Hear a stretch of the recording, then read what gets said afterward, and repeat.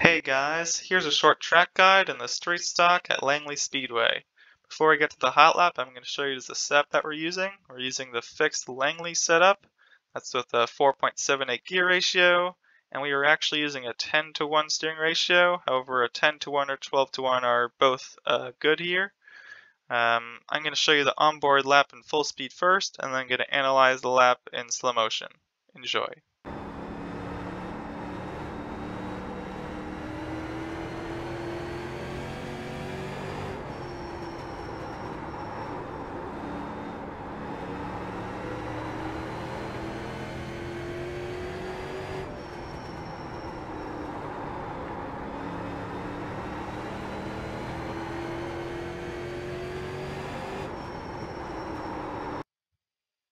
So as you can see, this track is really short, and also you're almost turning left the whole time. So it's super important to try to get a good exit out the final corner to get a nice approach into turn one and to try to hug the inside line as soon as you can. So I'm just going to show you this approach that we have starting the lap, starting way high and then cutting down low, trying to get to the gas as soon as possible, straight lining the wheel. And as we get to the finish line, even though it's on a straight, if you look at our wheel, as soon as you cross the finish line, we're immediately turning to the left, trying to approach that cone, the pit exit cone, or like the yellow line. Tapping the brakes, but not too heavily. Just trying to trail the car into this yellow line, getting a little sideways in the rear. Partial throttle just to keep the stability of the car. And as we pass the Langley sign here, you can see we're getting a little bit more on throttle, starting to move up from that yellow line, straining up the wheel and getting back to full throttle, using up all the track on the right side and immediately turning back in for turn 3. It comes up really fast. Partial brake here, trailing off to apex. However, unlike 1 and 2, we're kind of actually going to be rolling up a little past this yellow line, so almost double apexing here, very slightly though. Back to partial throttle, and as we get back to full throttle, finally coming off the yellow line, quite late compared to turn 2. And as we get back to the finish line, trying to get ourselves way over to the right for a nice approach for the next lap. So now here's the lap from a chase view, and then I'll show it in slow motion.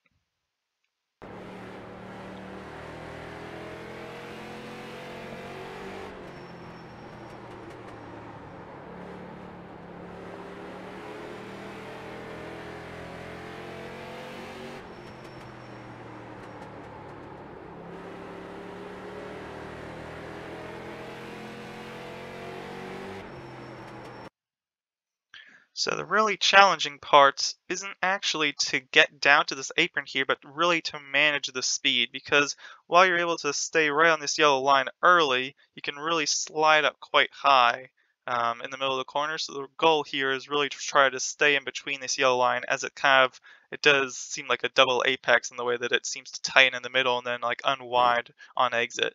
Same thing with 3 and 4. It should be a little bit easier though. And you can see how we do move up a little bit, about half a car length in the middle of 3 and 4, and able to cut down. It's a little bit easier, and just trying to minimize anyone from getting under you during the race. So if we do this, compare this lap, this is a 16.870. If you look on lap 21, a 17.05, only about 0.2 slower, but you can see the difference in the approach to turn 1. So starting lap 21 here, as we go into the corner, you can see we're getting on the brakes, and we're kind of getting to this yellow line. However, we slide up through here. And even though that's not much, just that extra drifting causes us to get way wider way sooner as well. So comparison to where we were, like down to the apron all the way up to this Langley sign, now we're like a car length and a half way wider. So it's not necessarily the speed that you're taking, but it's more just that line and the way that you're extending the track, which is which is going to cause you to lose time here. So main goal, just trying to keep it low in 1 and 2, and then just trying to hug that yellow line in 3 and 4. So hopefully this lap guide was helpful. Here are the track things that we use. Thanks for watching, and see you next time.